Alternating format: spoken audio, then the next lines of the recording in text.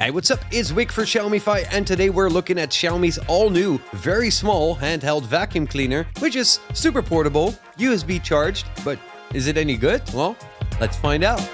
Let's go.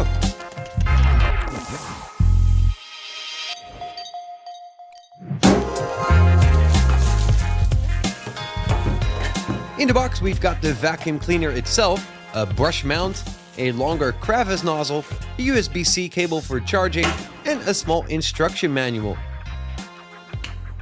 The vacuum cleaner itself is very small, being only 26 by 5 centimeters in diameter and weighs in at around 500 grams, so it is very portable. On the inside, it's got a 2000 milliamp hour battery that's good for around 30 minutes of use, and it's got a 120 watts motor with 88,000 rotations per minute that gives it a 13,000 PA suction strength. On the bottom, it's got a USB-C port for charging. It's got